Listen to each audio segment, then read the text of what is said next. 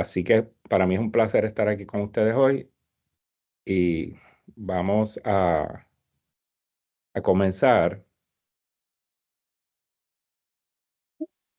Yo he titulado este webinar Análisis estadístico de las pruebas en Moodle, herramientas y técnicas para mejorar la evaluación. Los objetivos que tengo para discutir hoy y presentarles es identificar las mejores prácticas al momento de analizar una prueba objetiva, utilizando precisamente los recursos que nos ofrece la plataforma Moodle, presentar algunos elementos psicométricos de las pruebas objetivas y aplicar estos conceptos con un ejemplo de las estadísticas de análisis de ítems en Moodle, y voy a utilizar uno de mis cursos, el examen final de uno de mis cursos para aplicar estos conceptos con ese ejemplo e identificar cómo utilizar esta información para mejorar las pruebas futuras. También un objetivo que no aparece aquí, pero que pretendo atender, es cómo utilizar esta información para hacer investigación, realizar investigación publicable.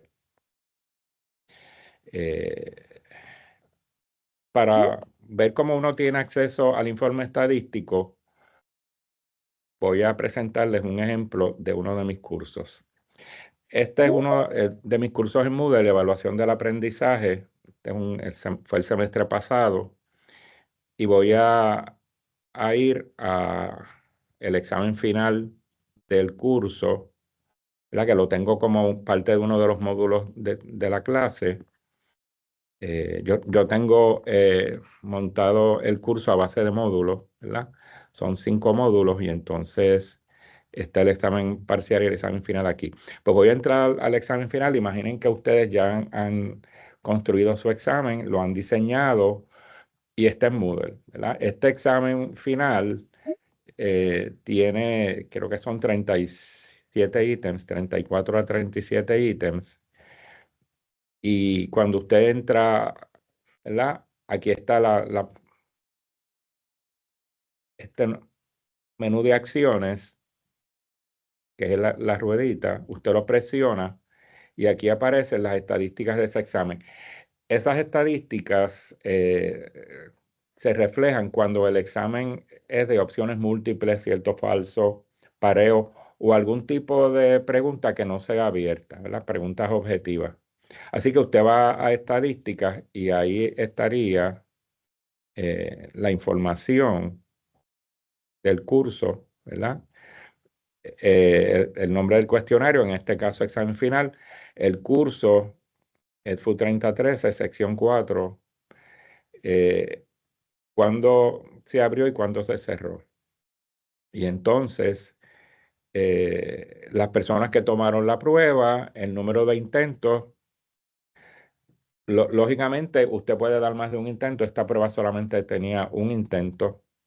Eh, Así que las estadísticas aquí se repiten porque como solamente fue un intento, ¿verdad? También es la calificación media de los últimos intentos y es la clasificación media de los intentos mejores. Así que fue la misma. Entonces tenemos la mediana, la desviación estándar, la simetría de la distribución de puntuaciones, la curtosis de la distribución de puntuaciones, el coeficiente de consistencia interna, la tasa de error y el error estándar de medición. Eso es para la prueba en su totalidad, ¿verdad? Así que volvamos a la presentación. Esto sería el informe estadístico. En este caso, ¿verdad? Lo que tienen en pantalla es de otra prueba. Y entonces aquí aparece de nuevo la información.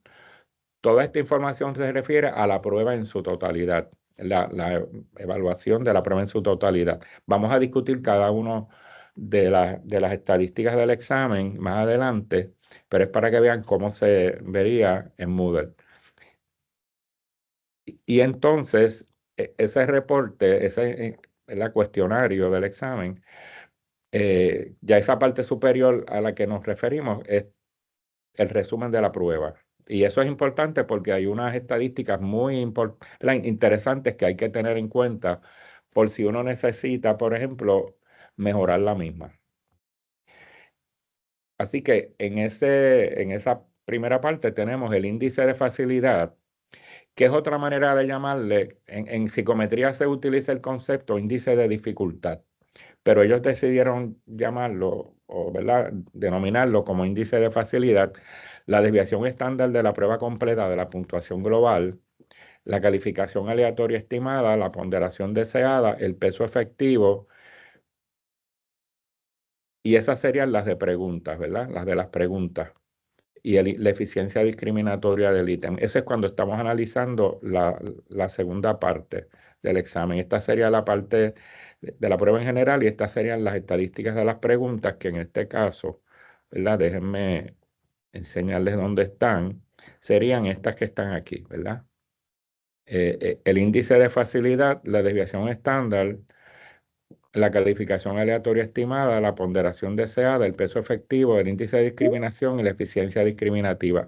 Y esto se refiere a cada pregunta, que más adelante vamos a estar discutiendo cada una de ellas, ¿verdad? Y al final van a ver que aparece una gráfica donde presenta estadísticas de la pregunta en términos de cómo se relaciona el índice de facilidad con el índice discriminatorio del ítem, ¿verdad? El índice de facilidad sería las barras violetas y las anaranjadas sería la eficiencia discriminativa del ítem. Vamos a ver cómo se relacionan estas más adelante, ¿verdad? Así que vamos entonces a continuar aquí. Eh, Aquí, ¿verdad? Sería lo que les acabo de presentar, cómo se ven las estadísticas pregunta por pregunta. Y lo interesante de esto es que usted puede ir a alguna pregunta que tenga algún problema, las estadísticas presenten algún problema y ver cuál es el ítem y probablemente determinar si en el diseño usted cometió un error o si es que el ítem es demasiado difícil y haya que reenseñar sobre ese tema, ¿verdad? Así que usted toma decisiones a la luz de la información que presenta estas estadísticas. Como ya les mencioné, ¿verdad? Esta sería la información gráfica relacionando el índice de facilidad o el índice de dificultad con la eficiencia discriminativa del ítem. Bien, vamos a empezar con la calificación promedio.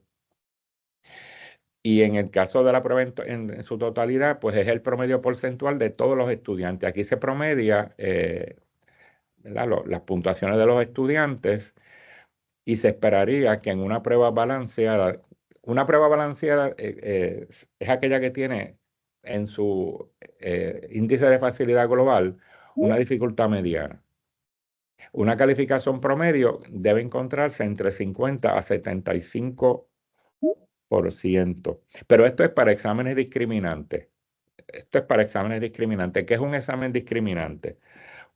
Un examen discriminante podría ser un examen de un curso que sea aprobado o no aprobado.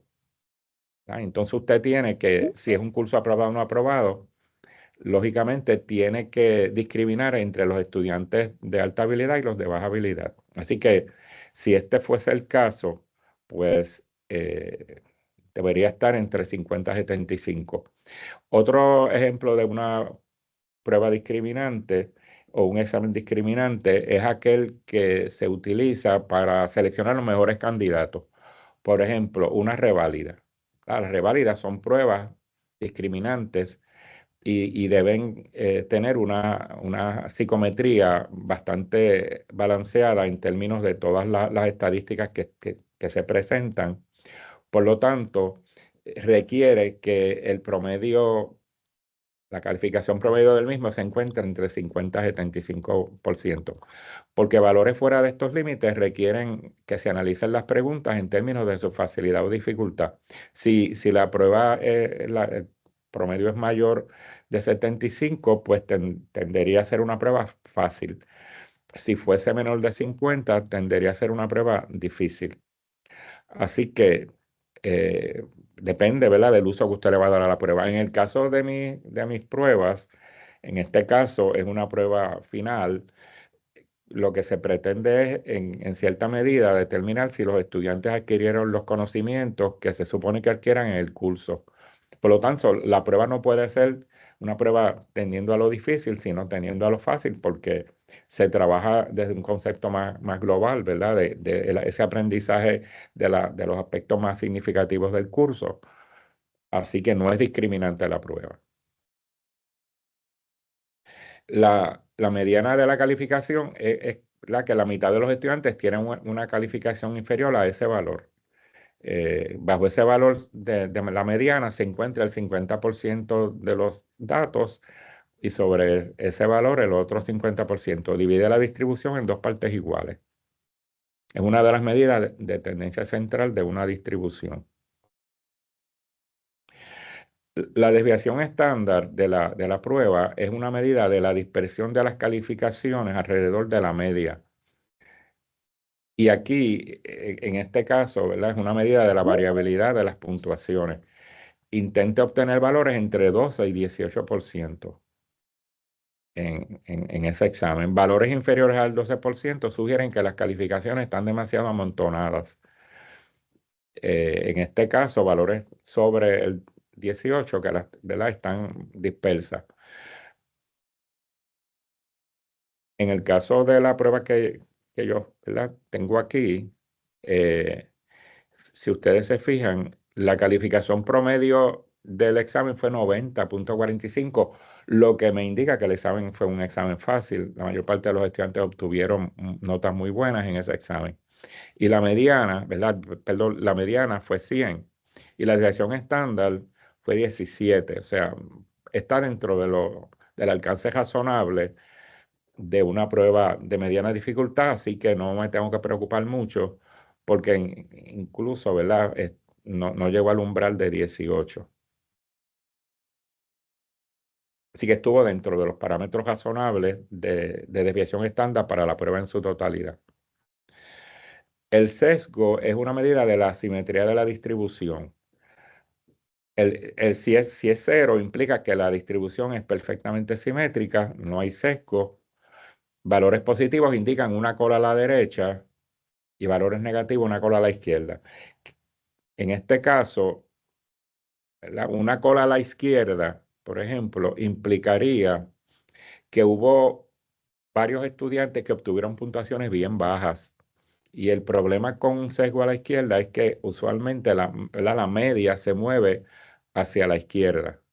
Así que tiene un sesgo negativo, la media se va a mover ¿verdad? Va a bajar, porque se va a mover hacia los valores. Esos valores mínimos hacen que la media sea menor, que por ejemplo en la curva simétrica, ¿verdad? Esta sería la media de la curva simétrica y la media aquí se posiciona en esta área del sesgo negativo. En el caso de que la curva de asimetría sea positiva, por ejemplo, un estudiante que tenga una puntuación bien alta comparado a los demás, va a mover la media hacia la derecha. Así que en el caso de algunos departamentos aquí en el recinto, si usted utiliza ¿verdad? Las estadísticas, prefieren en ese caso utilizar la mediana y no la media, porque entonces estarían penalizando a los estudiantes que están bajo la media del sesgo positivo. Así que se utiliza para determinar qué medida de tendencia central utilizar, si la media o la mediana. La mediana es la medida más sugerida cuando se tiene valores extremos en una distribución. Así que es importante ver ese sesgo. Aquí se debe intentar obtener un valor de sesgo de -1. Si fuera muy negativo, puede indicar falta de discriminación entre los estudiantes a los que les va mejor que al promedio. Y recuerden que esto es cuando usted tiene una prueba que tiene una intención discriminante.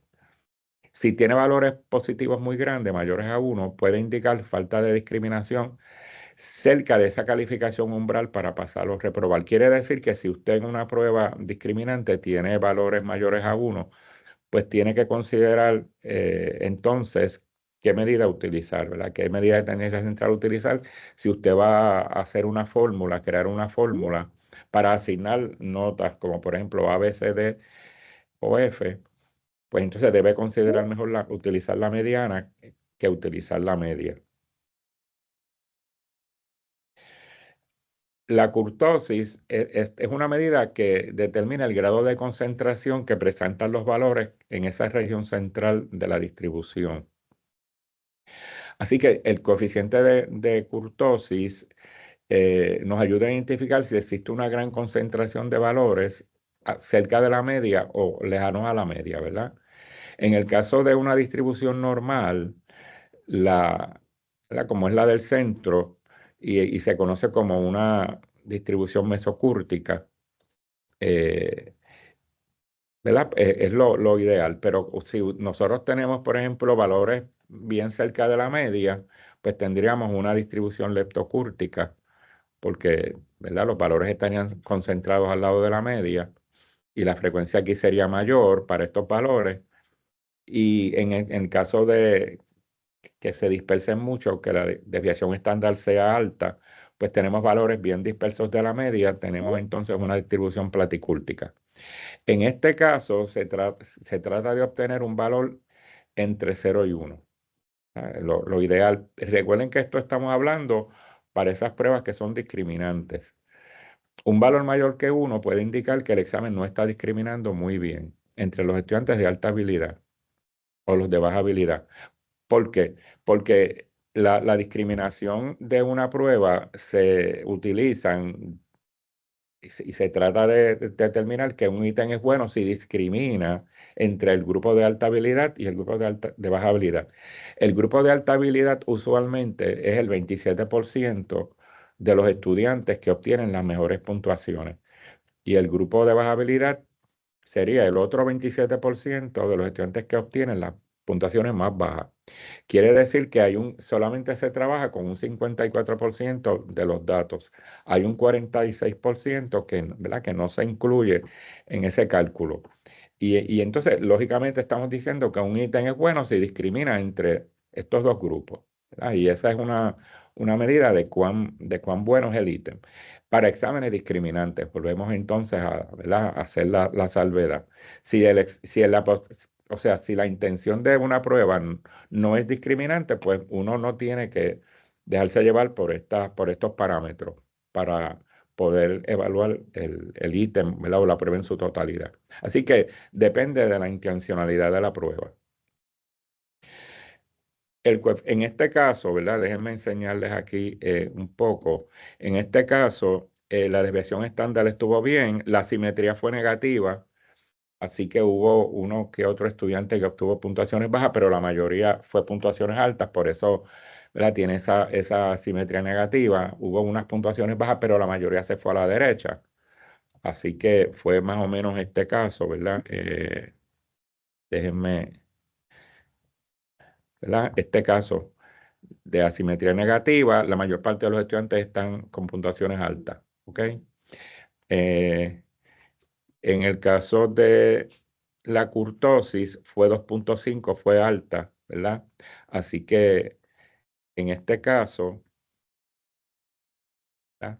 La kurtosis fue alta, mayor que 1, no discrimina entre los estudiantes de alta habilidad, porque los estudiantes de alta habilidad, lógicamente, pudieron contestar la prueba ¿verdad? Bien. O sea que la intención no era discriminar en este examen, porque no es un examen discriminativo, ¿verdad? Discriminante. El coeficiente de consistencia interna dice aquí que es muy difícil obtener consistencias internas mayor al 90%. Es una medida de confiabilidad de la prueba. Cualquier valor arriba de 75 es satisfactorio. Si ese valor de esa consistencia interna fuese menor a 64, el examen no es muy confiable y debería revisarse, porque ese valor bajo puede indicar que algunas de las preguntas no son muy buenas para discriminar entre los estudiantes de diferente habilidad.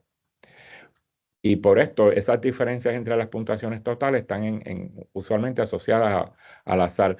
Al azar puede ser que el estudiante haya adivinado, o que haya tenido acceso a las preguntas, a las respuestas de las preguntas, o cualquier otra circunstancia particular ¿verdad? de acceso a la información. O puede indicar que algunas de las preguntas están evaluando un rasgo diferente que el resto de las preguntas. y que el examen en su conjunto no es homogéneo, porque fíjense que es una medida de la consistencia interna, de cuán adecuado es ese examen para medir ese rasgo particular.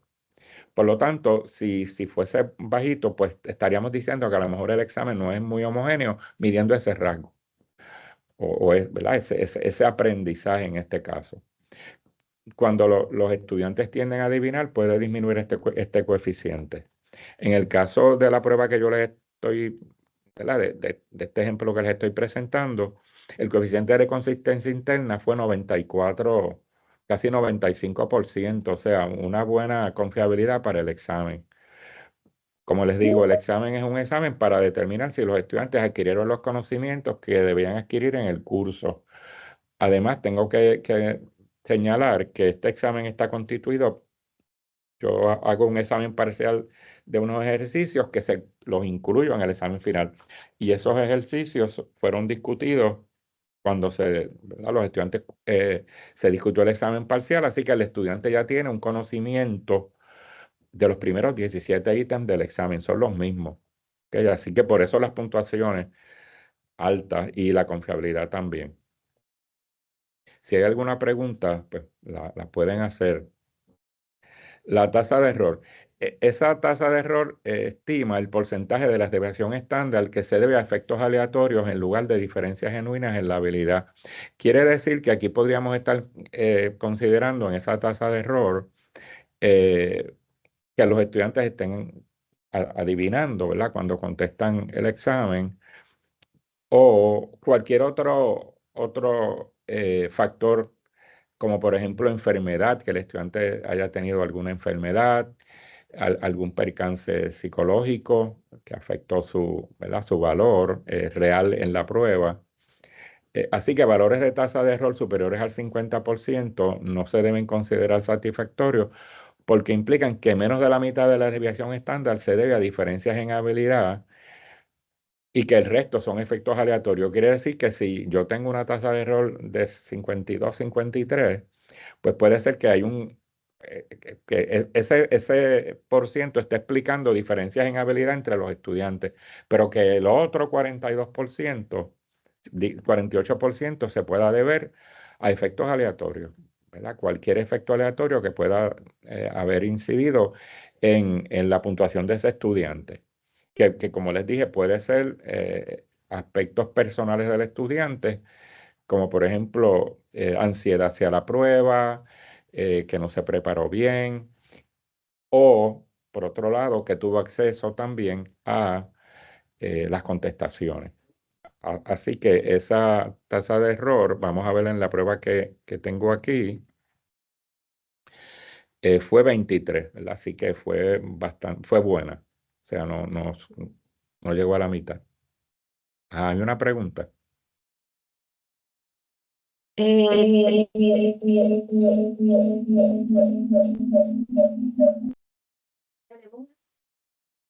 Esa consistencia interna del examen en general ayuda al profesor a ver cuán confiable es la construcción del examen. ¿Se Sí. puede calcular esa consistencia interna por ítem o pregunta para saber cuál ítem se debe mejor? No, la consistencia interna es una medida global de la prueba, de cómo se comportaron todos los ejercicios, ¿verdad? Se trabaja con la correlación de cada ítem con el total de la prueba, así que es una medida global de la prueba. Sí, después vamos a estar viendo más adelante cuando estemos en las estadísticas de las preguntas, sí, ahí sí me va a dar información de si la pregunta tiene algún problema digamos, de redacción pues se puede, el programa ¿verdad? Indica qué pregunta podría estar dando algún, ¿verdad? Error. Pero no, esto simplemente si la prueba en su totalidad mide el rasgo que pretende medir, básicamente. No está, ¿verdad? Relacionada a ítems en particular, es la globalidad de la prueba. Vamos entonces más adelante a ver esas estadísticas particulares que indican, y el mismo programa detecta cuando una pregunta hay que revisarla. Así que gracias por la misma. Me siguen escuchando, ¿verdad? Ok, vamos entonces, en este caso habíamos visto que la tasa de error, ¿verdad? Voy a repetir, ¿verdad? La tasa de error fue 23, casi 23.4. Sí que bastante, ¿verdad? No superó el 50%. Eh, La tasa de error está relacionada con el coeficiente de consistencia interna. En otras palabras, mientras más alto es el coeficiente de consistencia interna, más baja es la tasa de error. Piense que el mío estaba en el del examen que yo les enseñé, está por aquí, ¿verdad? Porque el coeficiente de confiabilidad fue de 94 por ahí, 94%. Pues básicamente fue una buena tasa de error. Cuando es menos de 50, fíjense que la confiabilidad es bajita, ¿ves? Sería baja confiabilidad. O sea que está asociado, hay una relación entre el coeficiente de consistencia interna o la confiabilidad de la prueba y la tasa de error. A menos confiabilidad vas a tener una tasa de error mayor. Por lo tanto, hay que hacer revisión de los ítems y para eso entonces lo que me está diciendo, mira, el examen tiene problemas, pero no me detecta dónde. Lo que lo va a detectar va a ser entonces las estadísticas de las preguntas. Para entonces uno poder manejar el examen ítem por ítem y detectar cuál es el error, ¿verdad? Si es de construcción, si es de redacción, si es realmente los aleatorios, va a ser bien difícil identificarlos, porque recuerden que en todo examen hay una probabilidad de adivinar. Por ejemplo, esto no es recomendable cuando el examen es de cierto o falso, porque la probabilidad de adivinar es 50%. Por lo tanto, las confiabilidades ahí son bien problemáticas ¿verdad? Un examen final no debe ser todo de cierto o falso porque va a tener problemas estructurales en términos de las estadísticas que definen la prueba. Así que no es recomendable una prueba que sea de cierto o falso, como examen final. Por ejemplo, darle 100 ejercicios de cierto o falso a un estudiante en un examen final, porque va a producir estadísticas que van a tener dificultad y van a tener que probablemente revisar los ítems. El error estándar es la desviación estándar multiplicada por la tasa de error y dividida entre 100. Este error estándar estima qué tanto de la desviación estándar se debe a efectos aleatorios. La desviación estándar, recuerden, de la prueba. Y es una medida de la incertidumbre en la calificación de cualquier estudiante.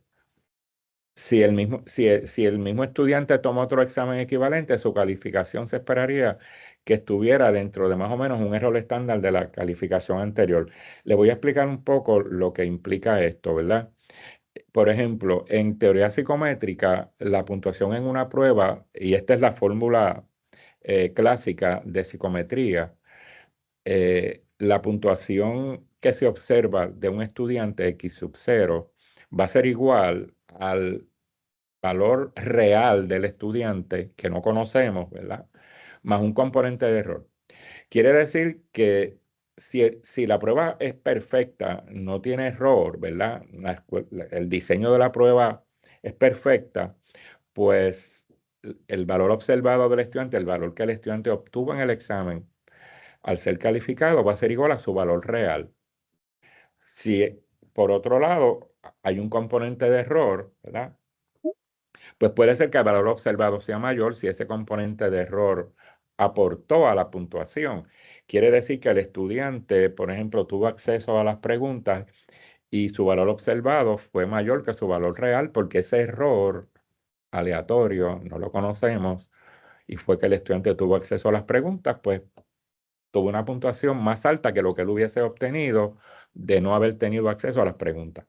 Por otro lado, si ese error proviene digamos, de una situación particular del estudiante, de su estado anímico, de su ansiedad, ¿verdad? Que le quitó, en vez de, ¿sabes? Ese error puede ser negativo, así que el valor observado puede ser menor que el valor real. El estudiante realmente sabía, pero esa situación particular le quitó a su valor real, pues lo que se observa va a ser menor, ¿verdad? Así que como eso no lo conocemos, pues ¿verdad? La estadística me lo da. Así que cuanto menor sea el error, el valor del error estándar, mejor es el examen. Pero es difícil lograr que un error estándar sea inferior a 5 o 6. De hecho, las compañías las que desarrollan pruebas, como por ejemplo ATS, el Educational Testing Service, College Board, el SAT, sus errores estándar tienden a ser 6, tienden a estar ¿verdad? Entre 5 y 6. La mayor parte del tiempo es 6. College Board en Puerto Rico, el error estándar de sus pruebas es esencialmente 6. Así que lo que ellos hacen es que le añaden 6 puntos a la puntuación de un estudiante. Quiere decir que si un estudiante en una prueba, por ejemplo, obtiene 612 puntos, digamos en aptitud verbal, en la prueba de ingreso a la universidad, obtienen 612, pues realmente el estudiante obtuvo 606. Y el College Board ¿verdad? Le sumó el error estándar del examen a ese estudiante. Si el estudiante obtuvo 500, pues va a aparecer 506 en el informe que le envían al estudiante, porque el College Board ¿verdad? Le suma el error estándar a la puntuación del estudiante. Si el error estándar excediera de 8%, es probable que una proporción sustancial de los estudiantes estén erróneamente calificados, porque el examen está produciendo un error, ¿verdad? Y probablemente ese estudiante que obtuvo 80 en el examen, su puntuación podría haber sido 88, ¿verdad? Porque ese error limitó la ejecución del estudiante en la prueba. Y esto es cuando la prueba tiene algún problema de defecto de construcción de diseño. Realmente, si nosotros no tuviésemos estas estadísticas, pues no sabríamos si la prueba tiene algún error de diseño, ¿verdad? Así que por eso es que es importante que le demos particular atención a estas estadísticas. Porque realmente podría pasar que esas calificaciones otorgadas no indiquen con exactitud las habilidades verdaderas del estudiante. En el caso de la prueba que yo les estoy enseñando, el error estándar fue de 4. O sea, fue un buen error estándar. Quiere decir que yo tengo la opción como docente de dejar la puntuación del estudiante como está, porque el error estándar está dentro de unos parámetros razonables, ¿verdad? Entre 5 y 6. De hecho, fue menor que 5. Por lo tanto, tiene un error estándar bajito. Yo decidiría, pues, otorgarle los 4 puntos a cada estudiante o dejar la puntuación como está. En el caso de este examen, como los estudiantes tuvieron puntuaciones muy buenas, pues simplemente no le sumo el error estándar. Así que es una consideración que toma el docente de acuerdo a las puntuaciones generales de los estudiantes. Pero este error estándar es importante porque puede estar, ¿verdad?, diciendo al docente si la prueba, el diseño de la prueba es adecuado o no. Así que en este caso yo no me preocupo mucho porque no es necesario, ya que está dentro de unos parámetros razonables. Pero ese error es importante, porque esa es como la medida de calidad de la prueba. Tanto la consistencia interna como el error estándar son importantes a ser considerados, y toda la industria de pruebas. Yo trabajé durante muchos años en Princeton y llevo ya trabajando con el College Board más de 30 años como asesor del College Board. ¿Verdad? Nosotros calibramos mucho las pruebas y siempre estamos ¿verdad?, al tanto de ese rol estándar, porque recuerden que son pruebas que deciden el futuro de muchos sujetos, así que estas compañías están sujetas a demandas y tienen que asegurarse que sus estadísticas y la naturaleza empírica de las pruebas pues se esté evidenciada, porque también esto hay que informarlo a unas entidades que pasan juicios sobre las pruebas que se construyen, ¿verdad? Una de ellos es la corporación Buros, que pasa juicio sobre muchas de las pruebas en el mundo. Así que toda esta, claro, en una sala de clases es el docente el que está a cargo del análisis de esta información, pero es bueno tener claro qué hacer en caso de que tengamos errores estándar altos, ¿verdad? Porque eso implica que algo está ocurriendo en la prueba. Y recuerden que, como les digo, ese error estándar es aleatorio y puede proceder de una diversidad de factores. Y nosotros no tenemos muchas veces control sobre los factores externos, ¿verdad?, que están relacionados con los estudiantes. Sí, con el factor interno, que sería el factor de diseño de la prueba. ¿Alguna pregunta? Maribel Torres dice, cuando una prueba tiene problemas con el diseño, ¿qué implica eso? ¿Mala redacción en los ítems o el contenido no mide lo que tiene que medir? Puede ser, podría ser mala redacción del ítem, que la premisa no esté clara, que no tenga toda la información necesaria para contestar. Esto puede ocurrir también mucho cuando tenemos preguntas de opciones múltiples que decimos, escoge la mejor contestación, ¿verdad? Escoge la mejor contestación implica que si yo tengo 5 alternativas, todas pueden ser buenas contestaciones, pero hay una que es la mejor y se convierte un poco en una opinión, ¿verdad? Un ítem de opinión de acuerdo a la visión que tiene el docente sobre la respuesta. Por lo tanto, ese tipo de pregunta donde hay una posibilidad de otra respuesta, pues causa que el ítem tenga problemas. ¿Verdad? Otra podría ser que ¿verdad? Que empecemos a combinar, por ejemplo, hay docentes que combinan, ¿verdad? Le dan un ítem bastante complejo donde tienen una diversidad de opciones y entonces le dicen, escoge entre la 1 y la 2, entre la 2 y la 3, entre la 3 y la 4, ¿verdad? Empiezan a combinar dentro de esos ejercicios. Yo di un taller hace poco sobre diseño de pruebas y es muy típico en muchos exámenes, ¿verdad? Complicarle al estudiante el ítem. Otro podría ser que el ítem tenga demasiada información y el estudiante pierda mucho tiempo leyendo. Así que puede ser de diseño.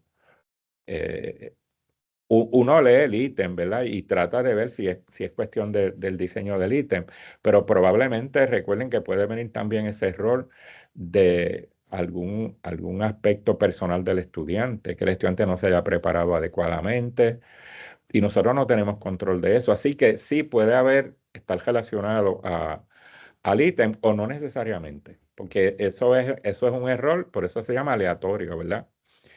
Que no tenemos control sobre eso. Pero yo he tenido ítems que me han dado alguna señal, el programa, y cuando he revisado el ítem me he dado cuenta que sí es el ítem.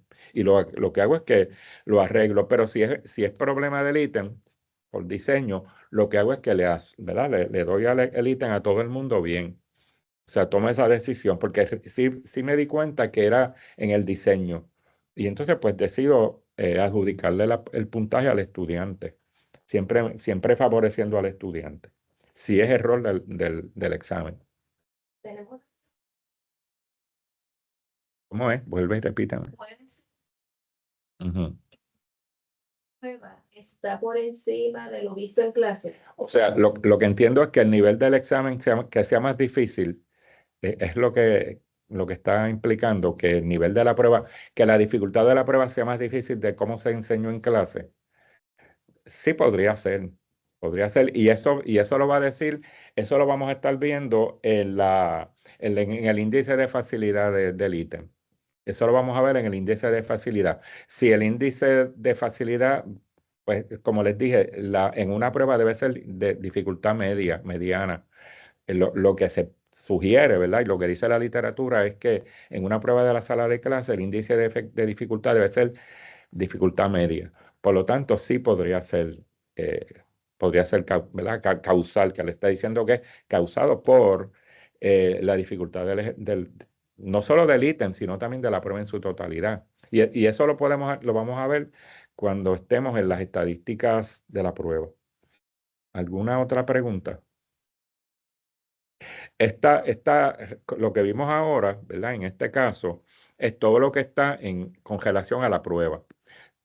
Yo simplemente veo mi prueba, ¿verdad? En este caso, la que yo hice, que es una prueba fácil, que el error estándar fue bajito, ¿verdad? No tiene unas estadísticas que me alarmen.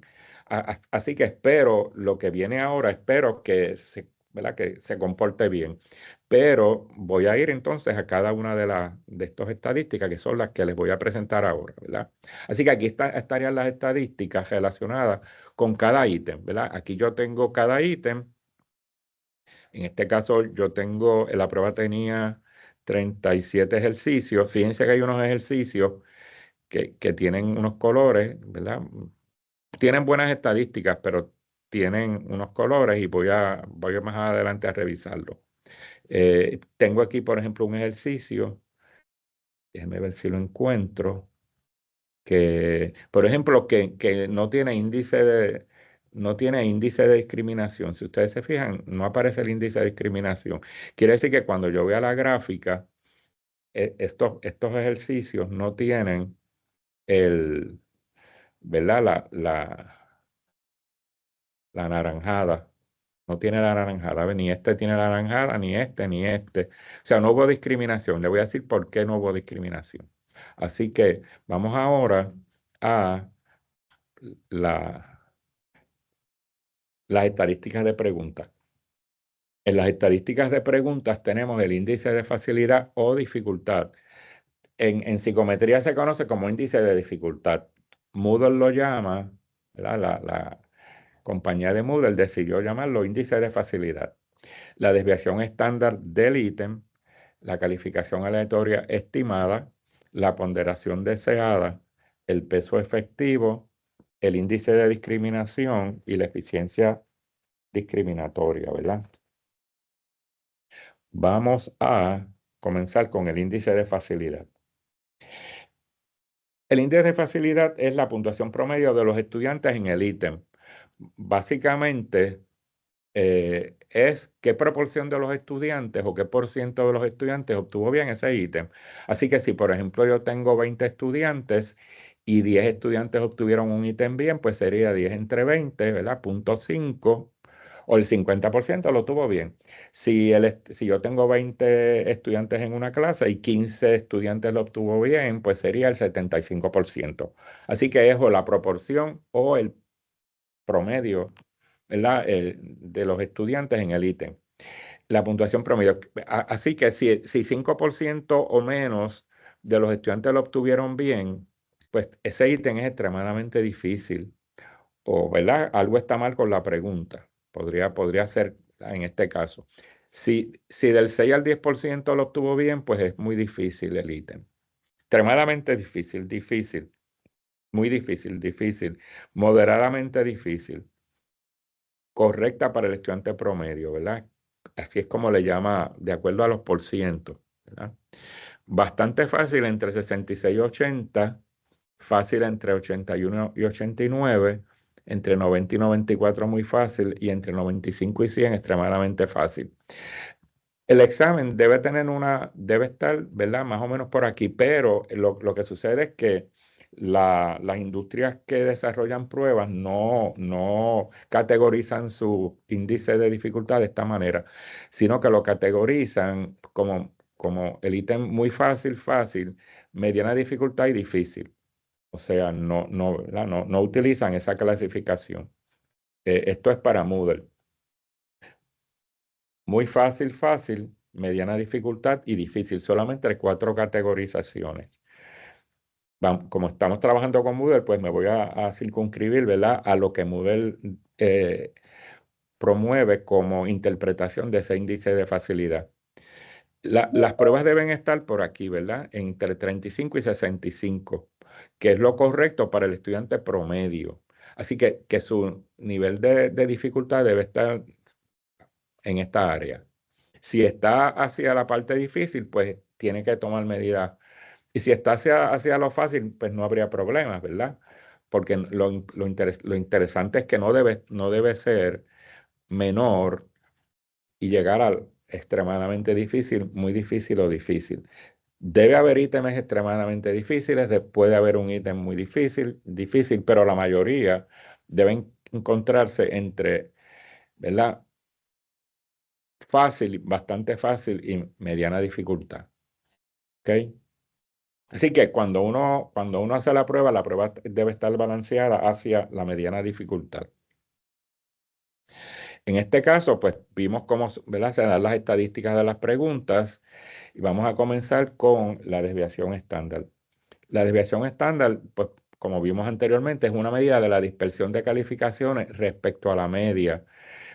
Y aquí lo que vamos a ver es cómo los estudiantes ejecutaron con respecto a la media del ítem, ¿verdad?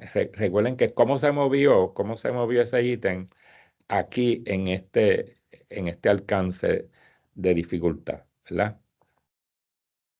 Si el índice de facilidad fuera muy alto o fuera muy bajo, es imposible que la dispersión sea grande, porque lógicamente quiere decir que si es muy alto, el índice de facilidad, la mayor parte de los estudiantes va ¿verdad? A estar bien, y a tenerlo bien y no va a haber mucha dispersión. Si es muy bajo, quiere decir que fue muy difícil y tampoco va a haber dispersión. Sin embargo, una buena desviación estándar no asegura automáticamente una buena discriminación. Un valor de la desviación estándar inferior a 33% generalmente es insatisfactorio, ¿verdad? Quiere decir, como les había dicho, ¿verdad? Menor al 33%, porque recuerden que realmente el examen se estaría tirando hacia lo difícil. Así que no debería haber desviaciones estándar inferiores al 33%. En el caso de la prueba que yo di, ¿verdad? De esta prueba, desviación estándar menor al 33, pues tenemos uno aquí, ¿verdad? Aunque el ítem fue fácil, muy fácil. Esta otra, ¿verdad? Esta fue de cero. Bueno, fue de cero porque todo el mundo ¿verdad? Lo obtuvo bien. Esta fue de cero porque todo el mundo lo obtuvo bien. ¿Ok? Así, ajá. Hay una pregunta de Daniel Anglada que dice, ¿cómo se puede distribuir la dificultad de las preguntas? Me explico. ¿Cuánto porcentaje de la prueba puede considerarse fácil y cuánto porcentaje de las preguntas deben ser difíciles? Pues depende del número de preguntas, pero si, por ejemplo, eh, digamos que usted va a hacer una prueba, el problema con esta, ¿verdad? El problema que tenemos con esta tabla es que el problema que tenemos con esta tabla es que tiene tantas categorizaciones, ¿verdad? Que recuerden que la mayor parte de los ítems deben estar por aquí, ¿verdad? Digamos, entre bastante fácil y difícil. Pensemos entre 11% y 80%, ¿verdad? Entre bastante fácil y difícil para que la prueba quede centrada más o menos por aquí, correcta para el estudiante promedio. Como a veces es difícil y usted cuando hace una pregunta no sabe si la prueba va a ser difícil o no. O sea, cuando usted diseña una prueba por primera vez, usted podría desconocer cómo van los estudiantes a reaccionar al ítem. Y básicamente uno hace una hipótesis educada y en el caso, déjenme ver si yo les voy a salir un momentito de aquí, déjenme ver si puedo entrar y conseguir una planilla de especificaciones. Ok, esta fue mi planilla de especificaciones para esa prueba final, ¿verdad?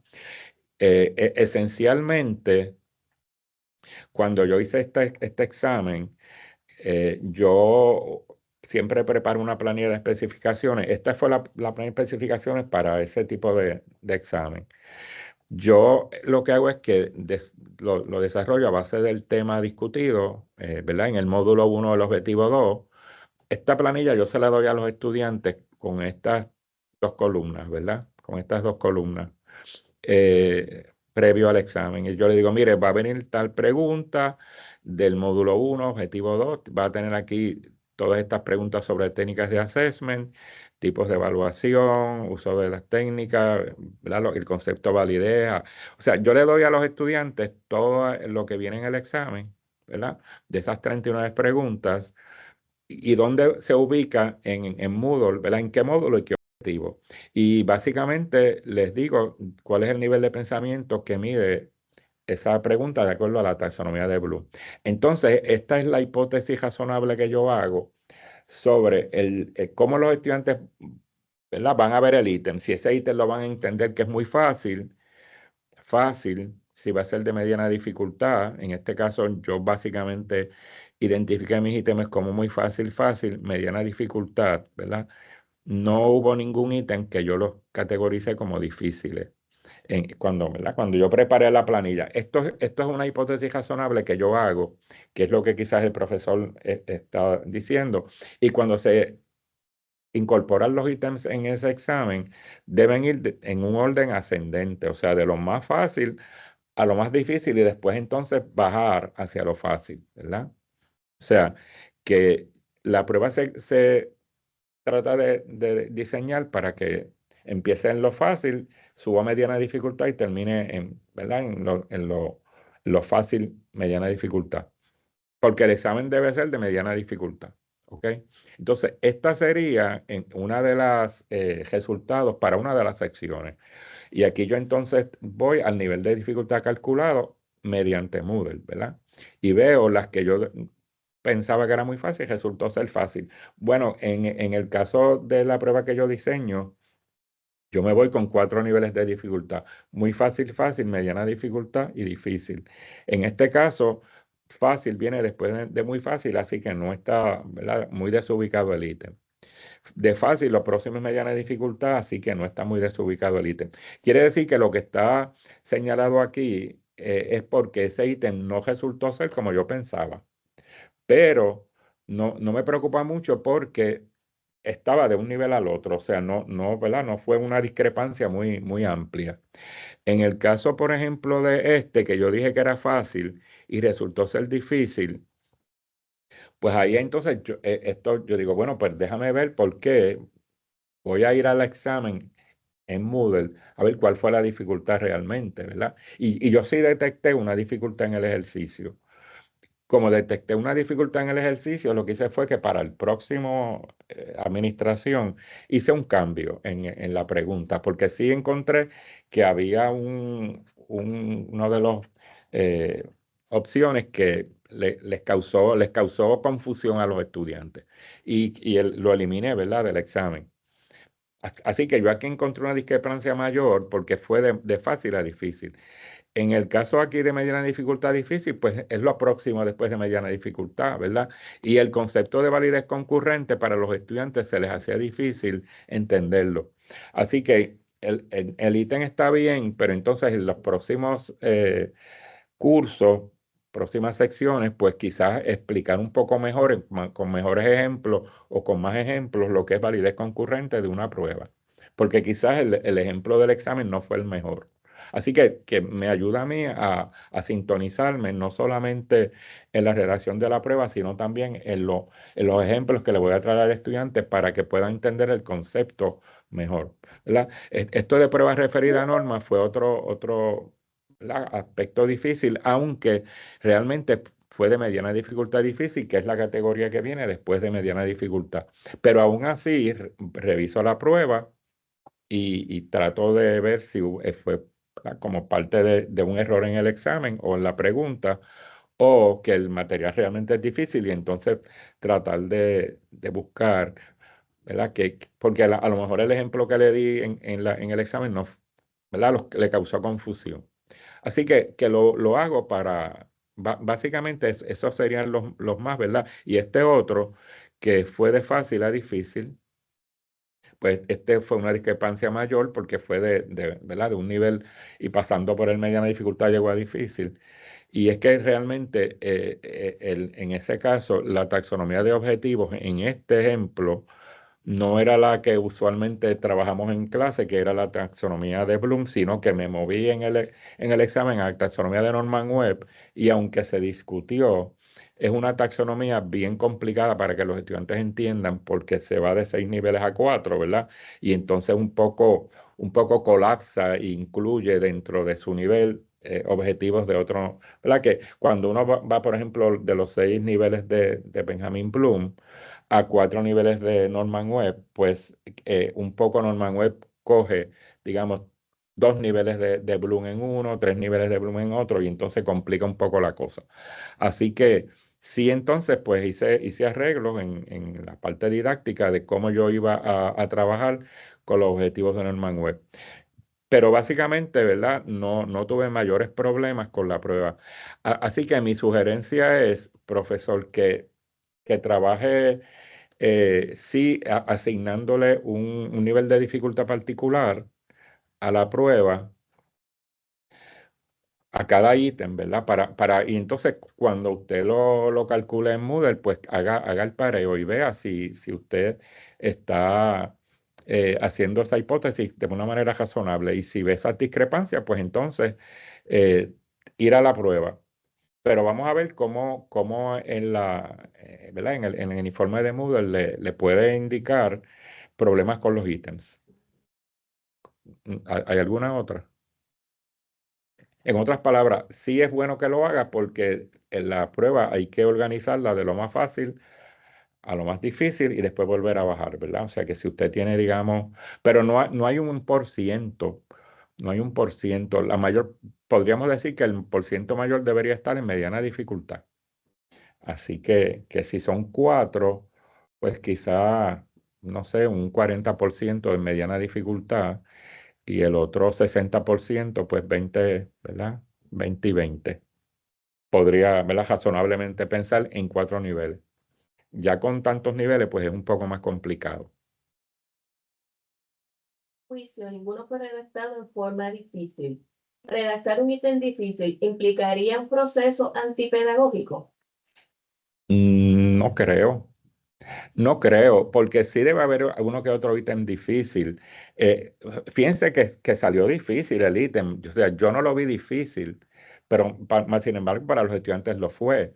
Quiere decir que sí hay ítems que pueden ser difíciles. Eso no fue intencionado de mi parte. Lo que pasa es que el contenido, ¿verdad? Del material era ¿verdad? Un área difícil de entender, sobre todo en aspectos de los distintos tipos de validez. Los estudiantes no están expuestos a esa terminología. Y por otro lado, había también unas preguntas que había que hacer cálculos estadísticos que tampoco están muy expuestos a las mismas. Así que realmente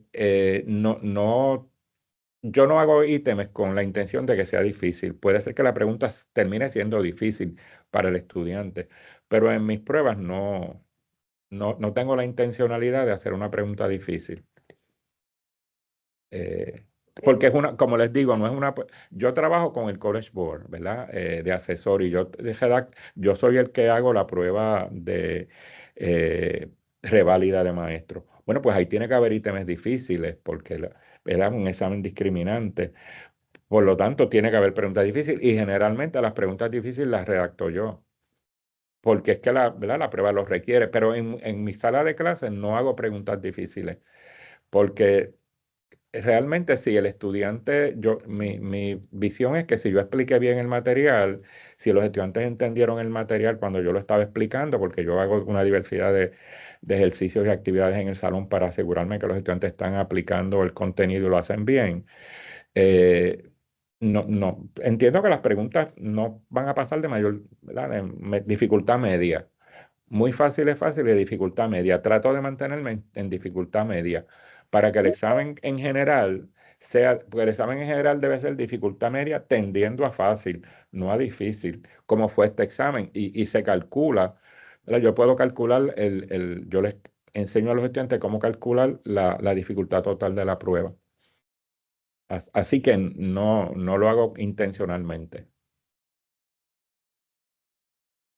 Sí, yo no creo que recuerde que después que usted lo tenga claro, ¿verdad? Sí puede hacerlo, o sea, cada cual tiene un esquema distinto, pero sí, pero que no deben ser muchas, o sea, tampoco debe ser muchas preguntas difíciles, porque intencionalmente y de hecho las estadísticas se lo van a revelar que el examen fue hacia lo difícil y entonces pues no va a afectar la confiabilidad, va a afectar el error estándar de medición y va a afectar las otras estadísticas.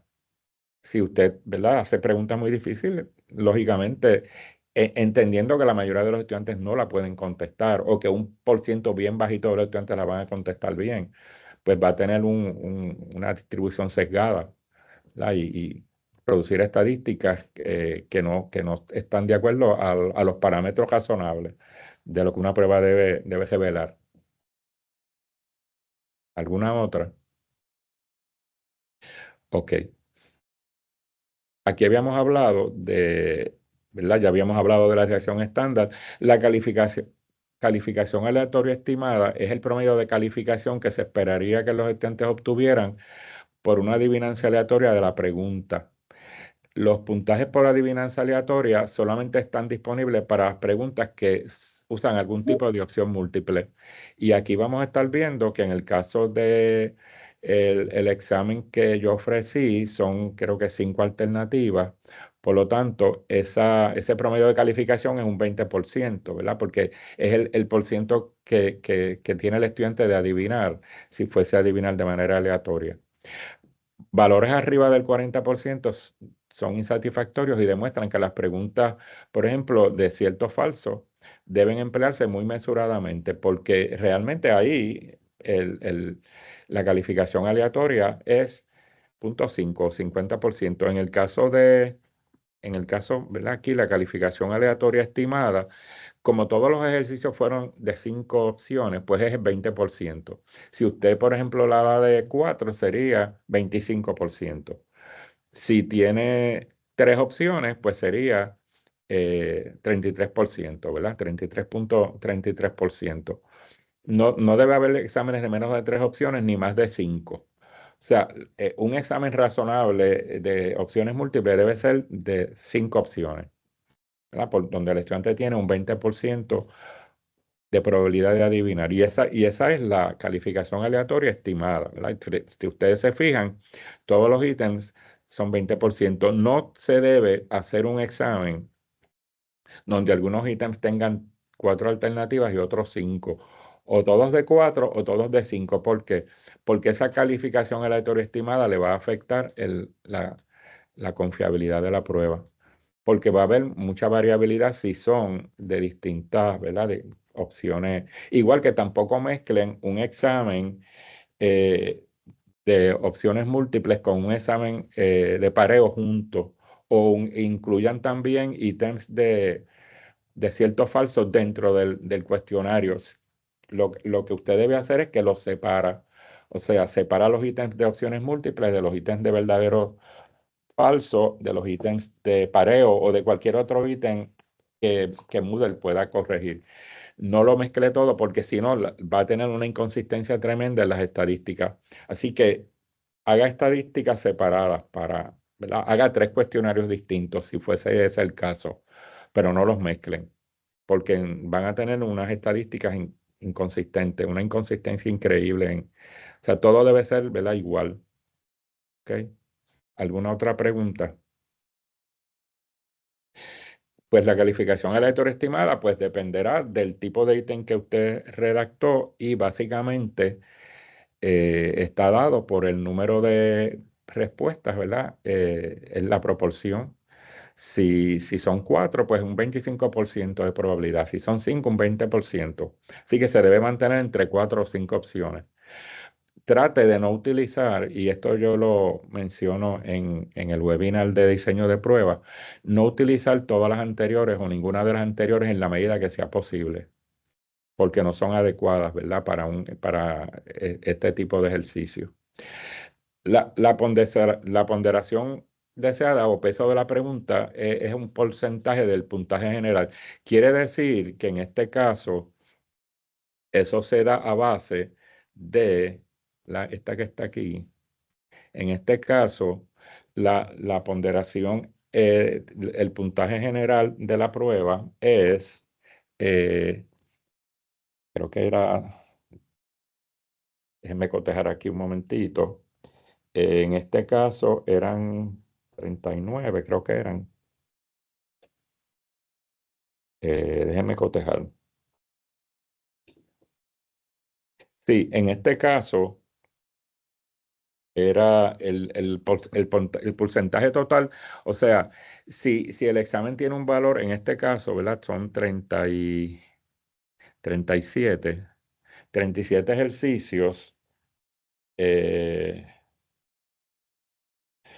37 ejercicios, y cada ejercicio tiene un valor de 2 puntos, pues la ponderación es 2 entre 74, ¿verdad? Multiplicado por 100, que sí que cada ejercicio tiene una ponderación de 2.70. Si se multiplicara pues 2.70 por el número total, pues daría 100, ¿verdad? En otras palabras, que cada ejercicio tiene la misma ponderación. Claro, ahí usted puede, si usted, por ejemplo, pondera un ejercicio difícil, le da más puntos, digamos, los ejercicios fáciles le da un punto y los ejercicios difíciles le da dos, pues está haciendo una ponderación diferente. Y quiere decir que en ese caso, pues podría estar penalizando a los estudiantes. O sea que en un examen de este tipo, usted pondere los ítems difíciles, ¿verdad? Con un peso mayor, pues estaría ahí perjudicando al estudiante. La ponderación debe ser igual en todos los ítems. Debería ser igual en todos los ítems. No debe, ¿verdad?, hacer un ítem con un peso mayor que otro. O sea, darle mayor puntuación porque es más difícil, porque estaría, ¿verdad?, en cierta medida causando o produciendo unas estadísticas inadecuadas. Va a tener variabilidad ¿verdad? La variabilidad es uno de los elementos importantes en la redacción de ítems. Así que debe mantener esa ponderación igual. Mm. Que sí, a pesar de usar otros métodos de evaluación. Sí, cuando dice pruebas cortas, pero pruebas cortas ¿de qué tipo? Porque sí, yo por ejemplo uso pruebas yo creo en las pruebas, ¿verdad? Yo estudié psicometría como parte de mi preparación eh, académica, así que y trabajo con instituciones que producen pruebas, así que sí creo en las pruebas cuando están bien construidas y hay que ver la intencionalidad de la misma. Una prueba de la sala de clase se utiliza para evidenciar en qué medida los estudiantes están adquiriendo los conocimientos que nosotros decimos que deben adquirir. Así que sí son útiles porque es una manera del docente eh, reevaluar y reflexionar sobre su práctica didáctica, ¿verdad? Mediante el análisis de la misma. Así que sí es un instrumento que me da información a mí para yo reflexionar y tomar decisiones y creo en las mismas. Hay otras actividades de aprendizaje que se pueden utilizar. Yo manejo mucho, por ejemplo, trabajos en grupo donde los estudiantes aplican. Por ejemplo, yo doy de cómo hacer, ¿verdad? Es una clase de evaluación del aprendizaje de estudiantes de la Facultad de Educación. Pues yo les enseño cómo construir una prueba al estudiante, cómo construir una prueba de opciones múltiples, cuáles son las reglas para construir un ítem de pareo, un ejercicio de pareo, cómo construir un buen ejercicio de cierto falso, cómo construir, ¿verdad? Llena blancos, lo que sea. Y entonces le doy a los estudiantes un ejercicio que hacen en grupo donde yo les doy una prueba que tiene una multiplicidad de ejercicios de estos distintos tipos con errores. Y los estudiantes se sientan y trabajan, ¿verdad? Y detectan cuál es el error, por qué es el error, cómo lo arreglan. Así que es un ejercicio práctico, más allá de un examen, para que el estudiante cobre conciencia e internalice cómo se hace una buena prueba. Y, ¿verdad? Hay una diversidad de tareas que yo le doy a los estudiantes, de preguntas, de actividades que ellos hacen para que contesten, pero los exámenes son parte de la clase. O sea, sí, yo creo en los exámenes. Si están bien construidos, lógicamente. Y por eso este taller, pues, en cierta medida, pone en perspectiva unas maneras de analizarlo, porque a veces nosotros creemos que el examen está bien hecho, pero si no lo sometemos a una prueba rigurosa psicométrica, pues no tenemos la evidencia empírica, ¿ya? Así que sí creo en las pruebas. ¿Alguna otra? Hay una pregunta de Maribel Tello. ¿Qué pasa si la ponderación se realiza por el tiempo que se estima de cada pregunta? Bueno, es que la ponderación, si es la ponderación deseada, ¿verdad? De la prueba, un ejercicio, ah, dice la literatura que el tiempo estimado en un ejercicio no debería ser más de 40 segundos.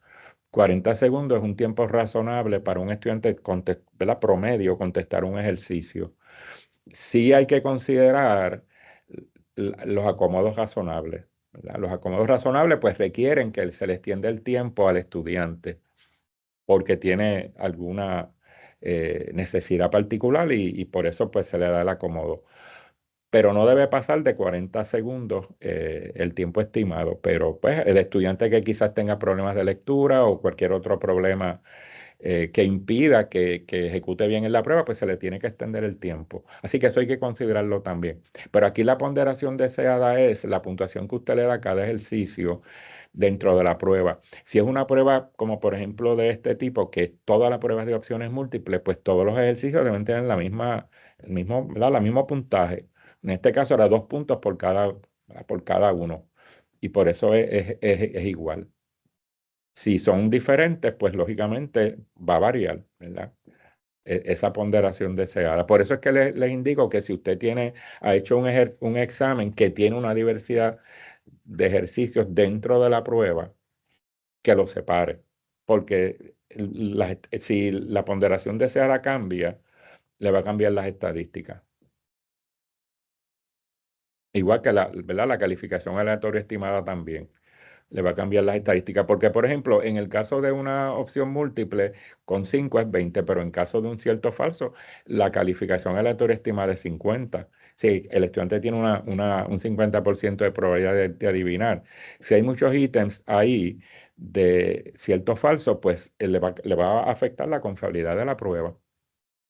Porque para que un ítem para que una prueba de cierto o falso sea confiable, tiene que tener muchos ítems. Y usted tiene 10 ítems, pues ya ahí ese número tan pequeño de ítems va a hacer que la confiabilidad baje. ¿Alguna otra? Ok, sigamos aquí. Eh, el índice de discriminación indica qué tan efectiva es una pregunta para separar, discernir, clasificar a los estudiantes más capaces de los menos capaces. En este caso, cuando se habla de los más capaces y menos capaces, son los de alta habilidad y los de baja habilidad. Básicamente, en teoría psicométrica, estamos hablando del 27% más alto y el 27% más bajo. Lo que hace el índice de discriminación es que me, ¿verdad? Me busca cómo se compara, por ejemplo, del grupo alto, cuántos de los estudiantes lo sacaron bien, de ese 27%. Del grupo bajo, cuántos lo sacaron bien el ítem, ¿verdad? Y entonces, mediante una fórmula, computa esa discrepancia y le llama discriminación. Si el índice de discriminación es 50% o más, el ítem tiene muy buena discriminación. Si es 30% digamos a 49%, pues la discriminación es adecuada. Ya menos de 30, pues tiene débil discriminación. Si es entre 0 y 19%, es muy débil la discriminación y valores negativos implica que la pregunta, ¿verdad? ¿Por qué sería negativo que los estudiantes del grupo bajo tuvieron mejor probabilidad de tener el ítem bien que los del grupo alto? Y eso pues plantea ¿verdad? Un cuestionamiento de que si el estudiante se copió, por ejemplo, tuvo acceso a las preguntas y por eso el grupo de ejecución más baja obtuvo mejor el ítem que el de ejecución más alta. Así que, y esta es ¿verdad? La regla que sigue Moodle, porque hay otros estándares para ver esto. La industria ¿verdad? Del desarrollo de pruebas no utiliza esa escala, utiliza una que no tiene no tiene tantos niveles, ¿verdad? Para clasificarlo. Sería muy buena discriminación, discrimina bien, muy buena discriminación, discrimina bien, no discrimina, debe revisarse, ¿verdad? 4. Así que aquí la que debe revisarse sería muy débil o los valores negativos. Así que en el caso, ¿verdad? De Moodle, así es que ellos lo definen. En el caso de esta, vamos a ver aquí, déjeme buscar en, aquí en esta, por ejemplo, si nosotros vemos aquí en este examen, si ustedes se fijan el índice de facilidad, ¿verdad? Que básicamente aquí en todos estos, más del 80% de los estudiantes obtuvo bien casi todos los ítems. Esto fue un examen donde los estudiantes ejecutaron muy bien. Así que no hay ningún problema, por lo menos en el caso mío, ¿verdad? de yo decir, mira, los estudiantes aprendieron. Aquí esta pregunta, solamente el 80% lo obtuvo bien, que sí que hay un 20% que no lo obtuvo bien, pero aquí tengo una que fue un 73%, ¿verdad? Solamente un 73%, que en este caso es que el ítem es fácil, ¿verdad? No es muy fácil, sino es fácil. Eh, el único ítem que yo diría que habría que ver qué fue lo que pasó aquí, ¿verdad? Yo voy aquí y veo el ítem. Y fue el ítem precisamente del objetivo de, ¿verdad? Que tenía que ver con Norman Webb, que es un modelo taxonómico bien complejo que el Departamento de Educación utilizaba y descartaron de utilizarlo porque a los maestros se les hacía muy difícil planificar utilizando ese modelo de Bloom, perdón, de Norman Webb, porque al cambiar el modelo tradicional, que era el de Benjamin Bloom, incorpora en su descripción unos verbos que a veces no coinciden con el nivel cognitivo, ¿verdad? Y entonces a los estudiantes se les hace difícil porque en este caso dice un ejemplo de un objetivo redactado según el modelo taxonómico de Norman Webb para el nivel 3 de pensamiento estratégico. El estudiante tiene que saber lo que es el nivel 3 de pensamiento estratégico, ¿verdad? Que esencialmente cuando uno analiza y compara la taxonomía de Bloom con la taxonomía de Norman Webb, el nivel 3 de pensamiento estratégico es el análisis, ¿verdad? Básicamente está atendiendo al análisis. Pues ahí el estudiante tiene que leer cada objetivo y ver qué nivel, ¿verdad? A qué nivel cae. Por ejemplo, en el caso del primero, luego de discutir los conceptos de evaluación, medición y assessment, el estudiante define en sus propias palabras cada uno de ellos. Pues esto en el nivel cognitivo de Bloom sería comprensión, ¿verdad? Así que no es el nivel 3, sería el nivel 1, ¿verdad? De Norman Webb. Luego de discutir los conceptos sobre la teoría termodinámica y la teoría de los gases, el estudiante compara las mismas y provee ejemplos pertinentes. Bueno, se me parece como que estoy en el nivel 3, pero déjame seguir leyendo a ver si descarto los demás, ¿verdad? Porque de acuerdo a lo que aparece aquí, esta podría ser la contestación correcta. Luego de discutir el tema de los vertebrados, el estudiante describe las características de un grupo de una colección de animales vertebrados en una visita al zoológico. Esto en el nivel de taxonomía de Bloom sería aplicación, y aplicación es el nivel 2, ¿verdad? El nivel o sea, el nivel 2. Así que no es nivel 3. Luego de haber discutido la historia de la guerra hispanoamericana, el estudiante evalúa la veracidad de los hechos mediante una investigación histórica. Bueno, esto es el nivel 4, ¿verdad? Que es pensamiento extendido. El estudiante va más allá porque va a hacer una investigación, así que no es el nivel 3. Luego de haber estudiado el acoso escolar en Puerto Rico, el estudiante diseña una campaña publicitaria para atender el problema de acoso escolar en su escuela. Pues aquí de nuevo es pensamiento extendido, no es el nivel 3. Pues entonces esta de la segunda, ¿verdad? Que es comparar y contrastar estas teorías, ¿verdad? Los conceptos sobre la teoría termodinámica y la teoría de los gases, pues, y proveer ejemplos es precisamente pensamiento estratégico. Así que el estudiante se le hizo difícil probablemente conceptualizar porque tiene que ir a cada objetivo y ver a qué nivel pertenece, ¿verdad? Pues por lo tanto, esa pregunta se le hizo difícil y yo la mantengo porque realmente es una pregunta, ¿verdad? Que los hace pensar.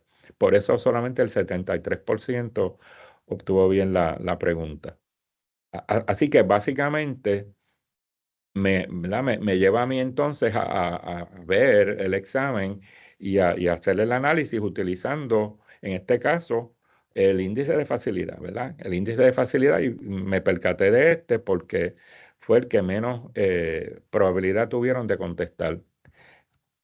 En el caso ahora, ¿verdad? De la eficiencia de la discriminación, me dice que esta estadística intenta estimar qué tan bueno es el índice de discriminación con relación con la dificultad de la pregunta. Un ítem que sea muy fácil o muy difícil no puede discriminar entre los estudiantes de habilidades diferentes. ¿Por qué? Porque la mayoría de ellos obtendrán el mismo puntaje para esa pregunta. Si el ítem es muy fácil o muy difícil, no se puede discriminar, porque quiere decir que o todos los estudiantes lo sacaron bien, lo cual indicaría que el índice de discriminación sería bien bajito o incluso negativo, ¿verdad? Así que eso es lo que me dice esa eficiencia discriminativa. La discriminación máxima requiere un índice de facilidad que esté en el rango del 30 al 70, a pesar de que este valor no es garantía de obtener un alto índice de discriminación, ¿verdad? La eficiencia de discriminación muy rara vez se acercará al 100%, pero deberían poder obtenerse valores superiores al 50%. ¿Verdad? Valores inferiores al 50% de eficiencia de discriminación indican que la pregunta no es tan efectiva para discriminar entre los estudiantes de habilidades diferentes como lo debería ser, y por esto no es una pregunta altamente buena. Le voy a enseñar ahora un ejemplo aquí, ¿verdad?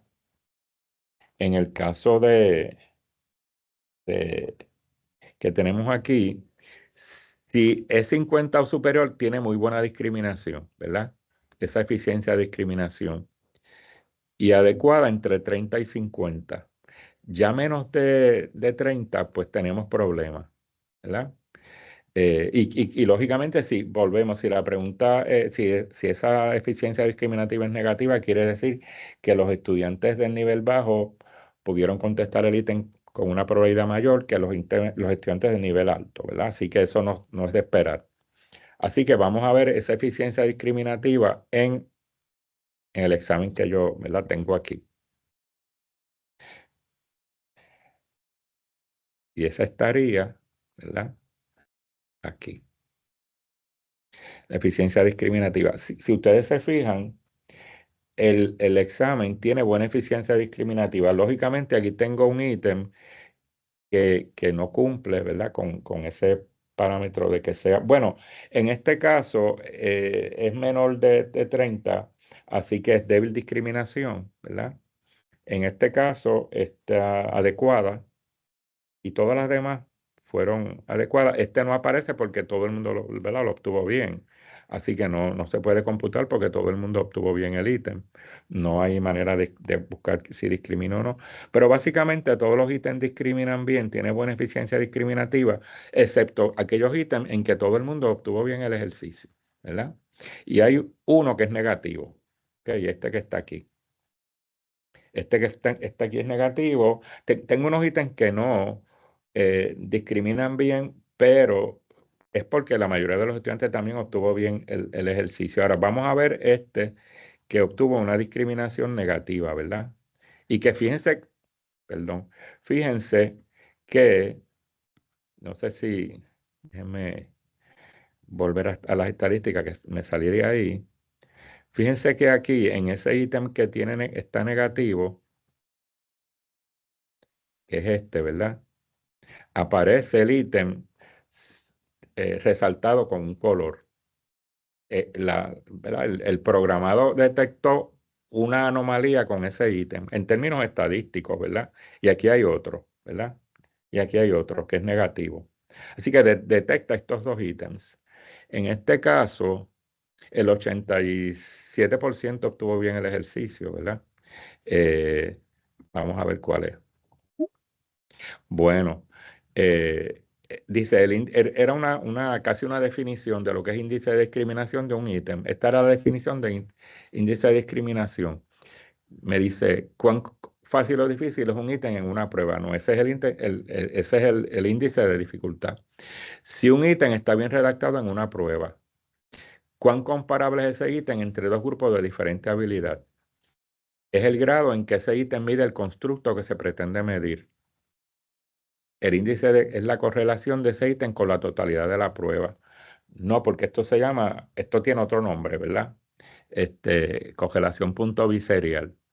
Así que es cuán comparable es ese ítem entre dos grupos de diferente habilidad. Pues hubo estudiantes que aparentemente del grupo bajo, ¿verdad?, que obtuvieron mejor la respuesta que los del grupo alto y por eso dio negativo. Bueno, uno podría pensar que los estudiantes se copiaron y eso podría ser cierto porque les voy a dar la naturaleza del examen. El examen está disponible desde un día hasta el otro. Quiere decir que puede haber estudiantes que tuvieron la contestación, aunque yo aleatorizo las preguntas y aleatorizo las respuestas, al darle el espacio a los estudiantes de tomar el examen fuera de la sala de clase, ¿verdad?, podría provocar que un estudiante del grupo más bajo haya tenido acceso a la respuesta de este ítem. Pero, ¿verdad? Eso es una inferencia que yo hago, pero no necesariamente puede haber sido. Y por eso fue que tiene una discriminación negativa. En este caso, este ítem, que entiendo que es un ítem fácil, ¿verdad? Que tiene que ver con acomodo razonable. ¿Cuál de las siguientes acciones no se debe hacer durante un acomodo razonable? Pues puede haber pasado lo mismo, ¿verdad? Que eh, en este caso, pues el estudiante puede haber recibido información de otro estudiante, porque la discriminación fue negativa. Bueno, yo no sé eso, ¿verdad? Y no tengo manera de detectarlo, pero son dos ítems ¿verdad? Que causaron alarma en el análisis porque obtuvieron valores negativos, ¿verdad? Y por eso tengo esos dos ítems ¿verdad? Destacados aquí de esta manera. Cada vez que usted vea esto en un ítem, pues vaya al ítem a ver qué fue lo que y trate de explicar a qué se debe que no tuvo una buena discriminación y la eficiencia discriminativa no fue adecuada, ¿verdad? Así que en ese caso, pues son inferencias que hacemos, no estamos seguros a qué se debió, ¿verdad? El que eso ocurriera, porque para que eso ocurra, quiere decir que el grupo de baja habilidad ejecutó mejor en el ítem que el de alta habilidad. Los estudiantes que sacaron mejor puntuación no lo pudieron contestar, ¿verdad? De una manera más adecuada que los estudiantes de baja habilidad, que fueron las puntuaciones más bajas, aunque aquí las puntuaciones altas y bajas casi, ¿verdad? Son mínimas porque la mayor parte de los estudiantes salió muy bien en el examen. Pero básicamente usted se va a fijar si son, ¿verdad? Menos de 50. Ahora, cuando es negativa, sí va a aparecer el ítem destacado, porque hubo unos aquí que fueron menores de 50, pero no me lo identificó como que tenía una anomalía el ítem, ¿verdad? Eh, y esta sería la información gráfica que viene acompañada tanto del índice de facilidad como de la eficiencia discriminatoria del ítem. En ese sentido, pues, básicamente, si usted se fija, aquí los promedios de ejecución fueron mayores a 60%, ¿verdad? En casi todo, que son las barritas violetas, tuvieron facilidad mayor de ser, pero la discriminación fue bien variable en términos de hecho, la discriminación fue muy buena, si nos fijamos, ¿verdad? En las anaranjadas en casi todos los ejercicios. Así que realmente yo no me preocupo mucho por la prueba porque tengo una prueba que estadísticamente cae dentro de unos parámetros razonables y me lo dicen el error estándar de medición y la confiabilidad, ¿verdad?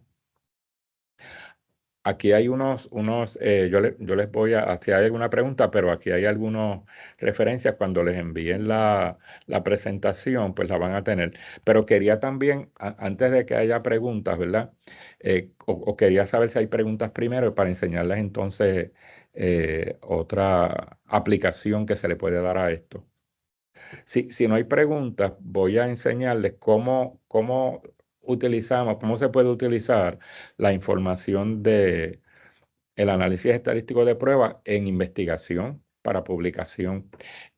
En el caso mío, ¿verdad? Yo soy de química. Mi preparación básica fue en química en bachillerato y siempre he estado muy atado a la química. Yo tuve la oportunidad de colaborar con el Departamento de Química de la Universidad de Puerto Rico, sobre todo con profesores del curso de orgánica non-majors, ¿verdad? Los que no son majors, eh, con Rosa Betancourt en análisis estadístico de las pruebas. Yo les analizaba sus pruebas, analizaba las estadísticas. eh, Química es un departamento que siempre ha estado bien preocupado por el desempeño de sus estudiantes, ya que es un programa que está bien posicionado a nivel la de Puerto Rico y Estados Unidos.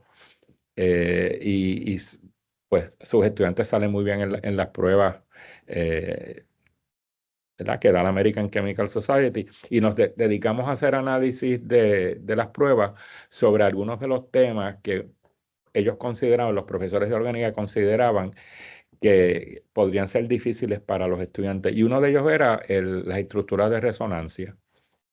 Así que en un tiempo utilizamos las pruebas del examen final de química orgánica, eh, tanto del primer semestre como del segundo semestre, y utilizando esos análisis, ¿verdad?, de las pruebas, desarrollamos unos modelos para poder atender cómo mejorar la enseñanza de las estructuras de resonancia en el curso de orgánica. Así que tratamos de ver cuáles eran los errores más comunes que cometían en los estudiantes analizando las pruebas. ¿Cuáles eran los errores más comunes para los profesores poder atender esas áreas de necesidad en sus cursos y mejorar las puntuaciones de los estudiantes en los exámenes? Porque había muchos estudiantes que se daban de baja en el curso de química orgánica o sacaban D y F, y ellos querían aumentar las A y las B, ¿verdad? Y las C, y disminuir las D y las F y las W. Así que desarrollamos hicimos análisis de las pruebas, yo, ¿verdad? Yo me dediqué y utilizamos los índices de dificultad y discriminación precisamente para hacer el análisis y atender cuáles eran las áreas de más necesidad en las clases, ¿verdad? Hicimos análisis estadístico y análisis de regresión para tratar de predecir cuáles eran los, ¿verdad?, los errores más comunes y a qué se debían. Y este artículo fue aceptado en el Journal of Chemical Education para publicación y, ¿verdad? Fue muy útil, así que se puede hacer investigación.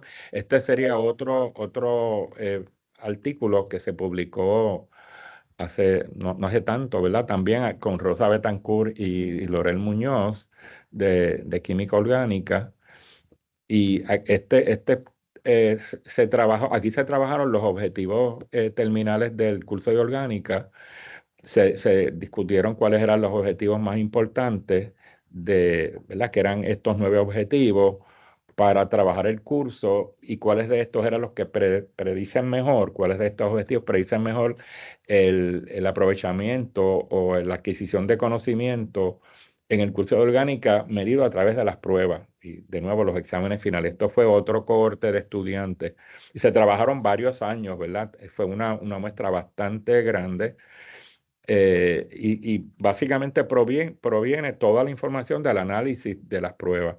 Así que en este caso, este también fue publicado en el Journal of Journal of Chemical Education, y este artículo precisamente ha tenido más de 2.400 revisiones por pares a nivel del mundo, porque, ¿verdad?, yo estoy suscrito a una aplicación que le dice cuántas personas han utilizado el artículo como referencia para sus investigaciones.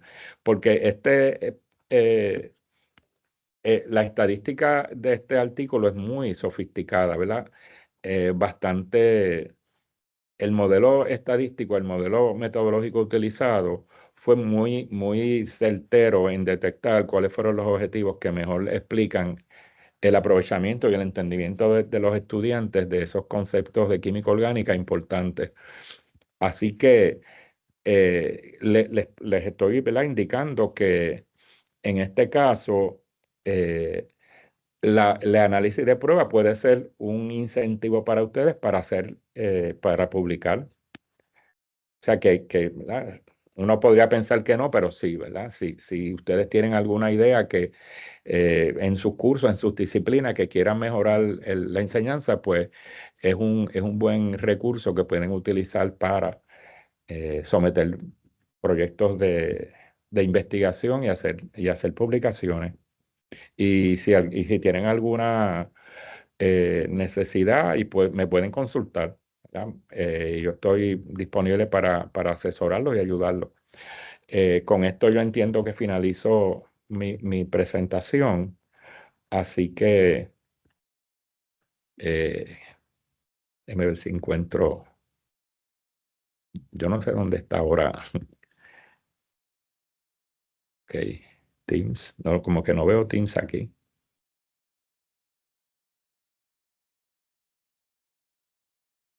Yo estoy un poco medio perdido aquí en cómo salir. Nada, un placer haber estado con ustedes y si tienen alguna pregunta adicional, pues, o se quieren comunicar conmigo, lo hacen a través del CEA, ¿verdad?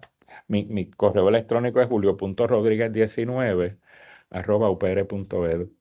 Y ha sido un placer estar con ustedes hoy.